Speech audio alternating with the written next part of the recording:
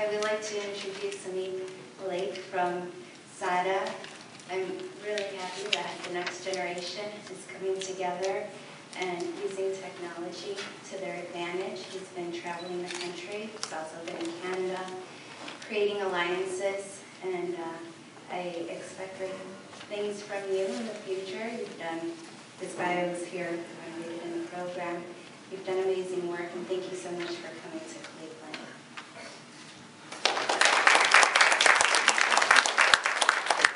Thanks, Jacqueline. Thank you, everyone, for being here today. My name is Samit Malik. I am the co-founder and president of the South Asian American Digital Archive. Our organization is a nonprofit organization based in Chicago, and our mission is to document, preserve, and provide access to the history of the South Asian American community. Thank you all so much for being here today to engage in a discussion about how we can build this archive together. That is, how we can all work together to ensure that the important stories from our community are preserved for future generations, for our children and for our children's children. I'll read a quote from Jeanette Bastian. Jeanette Bastian is an archival scholar. She's from the U.S. Virgin Islands, and she's done a lot of research on the U.S. Virgin Islands, which were previously a Danish colony and are now an American colony. And those archival records have partly been taken to Denmark and partly are in the United States. So very few archival records are actually now in the U.S. Virgin Islands.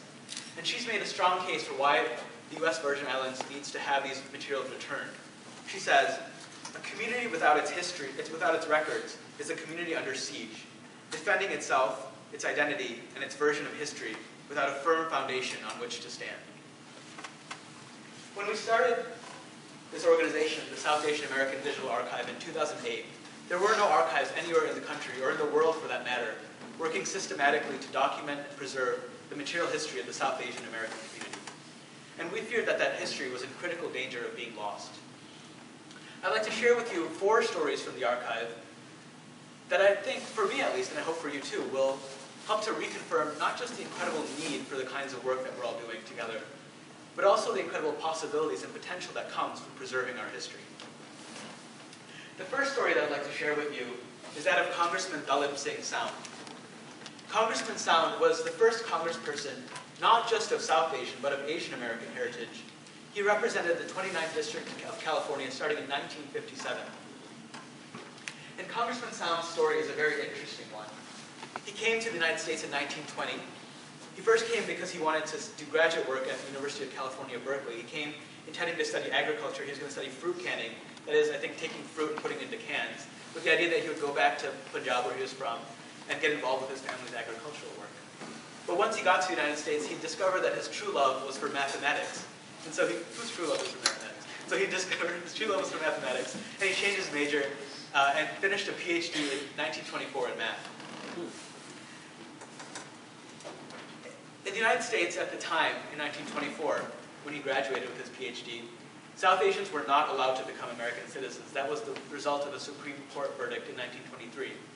And so as a result, of course, Dalip Sound could not become a U.S. citizen. And he also was unable to find a teaching job in math, his chosen profession, because it was much more difficult for non-citizens to become professors. And so instead, he moved to Southern California, where he became a lettuce farmer.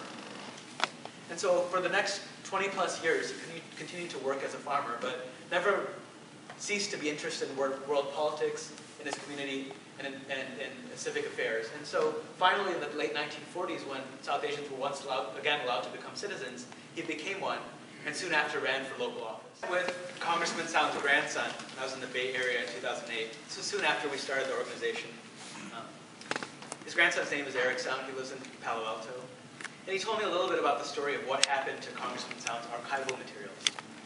See, Congressman Sound suffered a debilitating stroke in 1962 while he was still in office and still very popular.